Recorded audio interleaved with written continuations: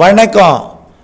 செல்வகுமாரின் உலக தமிழர்களுக்கான சர்வதேச வானிலை ஆய்வறிக்கை 2025 ஏப்ரல் 17 வியாழக்கிழமை இந்திய நேரப்படி மாலை 6 மணிக்கு பதிவு செய்யப்படும் ஆய்வறிக்கை. முதலில் அமெரிக்காவை பார்ப்போம். அமெரிக்காவில் இடிமழை பிடிப்பு தொடங்கிவிட்டது.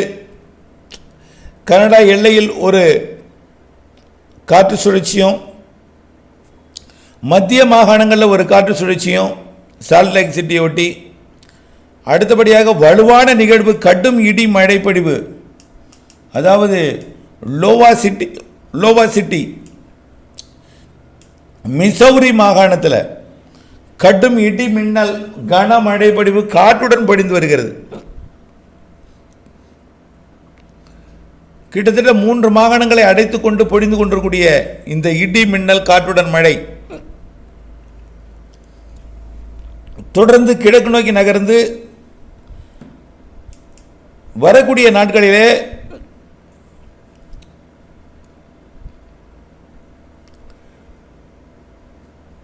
அதாவது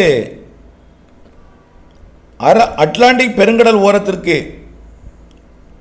அதாவது 18-19 தேதிகளிலே மத்திய மாகாணங்களை விட்டு தென் கிழக்கு திசை நோக்கி நகர்ந்து தீவிரமடைந்து மேலும் ஒரு நிகழ்வோட இணைப்பை ஏற்படுத்தி கொண்டு தலைநகர் வாஷிங்டன் உட்பட வரக்கூடிய 21, 22, 23 தேதி வாக்கில் கனமழை பொழிவை கொடுப்பதற்கு சாதகம் இருக்கு. தொடர்ந்து அடுத்தடுத்த நிகழ்வுங்க. அந்த நிகழ்வு விலகி போக டெக்சாஸ் மாகாணத்தை நோக்கி மேலும் ஒரு நிகழ்வு, டெக்சாஸ், லூசியானா, மேலும் 23, 24 தேதி வாக்கில் அது மிக வலுவாக இருக்கும் என்று எதிர்பார்க்கப்படுகிறது. அந்த நிகழ்வு 23, 24 தேதியிலிருந்து வரக்கூடிய நிகழ்வு டெக்சாஸ் மாகாணம் மற்றும் லூசியானா, மிசிசிப்பி மற்றும் அலபாமா இந்த மாகாணங்களுக்கு 23, 24 தேதிகளில் கனமழை பொழிவை கொடுக்க போகிறது. தொடர்ந்து இந்த நிகழ்வு கிழக்கு நோக்கி நகர்ந்து வெர்ஜீனியா, கரோலினா, அதாவது வாஷிங்டன் டிசி உட்பட நியூயார்க் உட்பட வரக்கூடிய 26, 27 தேதி கனமழை பொழிவை கொடுத்து விலகி செல்லும்.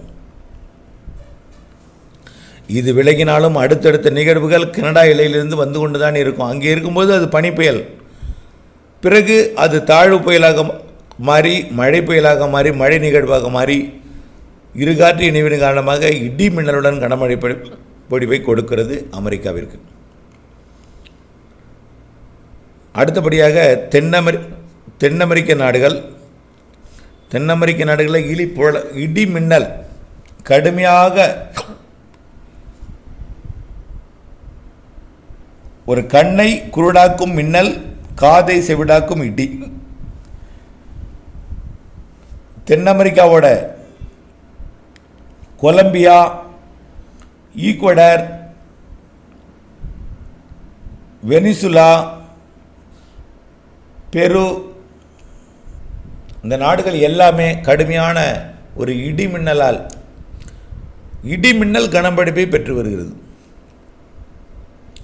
அங்கே மட்டும் இல்லை, அனைத்து தென் அமெரிக்க நாட்டிலுமே மழை, தெற்கு பகுதியில் பருவமழை, வடக்கு பகுதியில் இடிமழை. அது இடிமழையே பருவமழை மாதிரி தான் தென் அமெரிக்க நாடுகள் ஈக்குவடார், பெருவெல்லாம் பொழிந்து கொண்டிருக்கு. அடுத்தபடியாக ஆப்பிரிக்க நாட்டில் தற்பொழுது மத்திய ஆப்பிரிக்காவில் கனமழை, இடிமழை தொடர்ந்தும் பெய்யலை.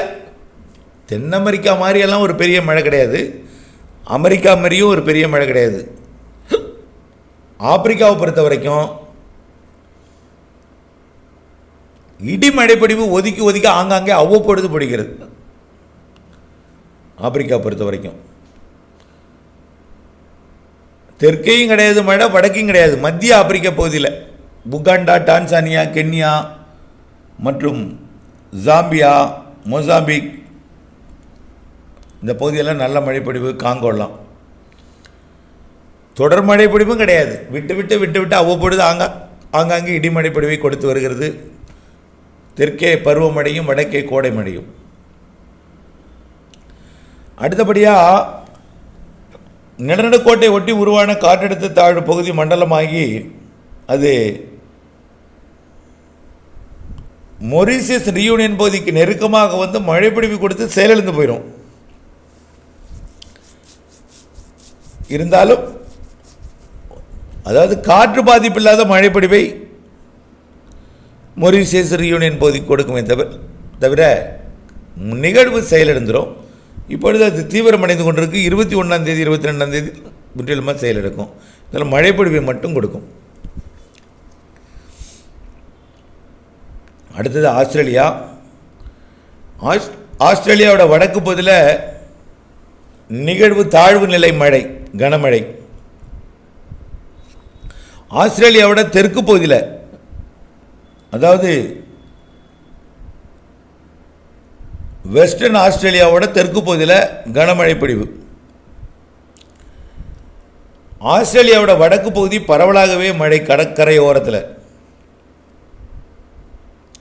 ஆனால் எதுவுமே தொடர் மழை பாதிக்கும் மழைப்பொழிவு இல்லை. ஆனால் இதே நேரத்தில் வரக்கூடிய 19-20 தேதிகளில் குயின்லாந்து மாகாணத்திற்கு வலுவான நிகழ்வு, குயின்லாந்துன்னு சொல்ல முடியாது, அது நார்த்தன் டெரிட்டரி கூட வரலாம். குயின்லாந்து கடந்து நார்த்தன் டெரிட்டரி கடந்து வடக்கு பகுதியை கடந்து 22-23 தேதிகளில் அப்படியே விலகி போகும். இந்த நிலையில் நியூசிலாந்துக்கு அச்சுறுத்தும் மழைப்பொழிவு இருக்குது. நியூசிலாந்துக்கு புயல் தாக்குதல் இருக்குது. 18ஆம் தேதி 19ஆம் தேதி வாக்கில் நியூசிலாந்தை கடக்கக்கூடிய ஒரு நிகழ்வு கனமழை பொழிவை கொடுக்க போகுது. 18, 19, 20, 21ஆம் தேதி வரைக்கும், 18, 19, 20, 21ஆம் தேதி வரைக்கும் நியூசிலாந்துக்கு கனமழை பொழிவு காற்றுடன். மிரட்டல் தான், பெரிதாக இருக்காது காற்று, இருந்தாலும் காற்று அச்சுறுத்தல் கொஞ்சம் இருக்கும். 18, 19, 20, 21, 22 தேதிகளில் நியூசிலாந்துக்கு அச்சுறுத்தும் காற்றும் மழையும் இருக்குது. அடுத்தபடியாக சிங்கப்பூர், மலேசியாவிற்கு கோடை மழைப்பொழிவு வலுவாக இருந்துகிட்டே இருக்குது. தொடரும் கோடை மழைப்பொழிவு. வெயில் நல்லா இருக்கும், திடீர்னு ஒரு இடி மழைப்பொழிவு கொடுக்கும். தாய்லாந்து, மலேசியா, சிங்கப்பூர், இந்தோனேஷியா எல்லாவற்றிற்கும் கோடை மழை, வலுவான மழை இருக்குது. இந்த வருஷம் ஏற்கனவே பொழிந்து கொண்டிருக்கு.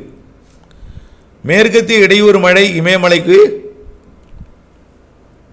வடக்கே ஒன்றன் பின் ஒன்றா வந்துட்டுருக்கு. ஐரோப்பா வழியாக இப்போது வரக்கூடிய 22-23 தேதி வாக்கில் இமயமலைக்கு வடக்கே வடக்கு பாகிஸ்தான் மற்றும் காஷ்மீர் வழியாக மேற்கத்திய இடையூறு வந்து மழைப்பொழிவு கொடுக்க போகுது. பெரும்பாலும் நேரடியாக இமயமலைக்கு வரல, கொஞ்சம் வடக்கு புறமாகத்தான் அது பயணிக்கிறது கடந்த சில வாரங்களாகவே.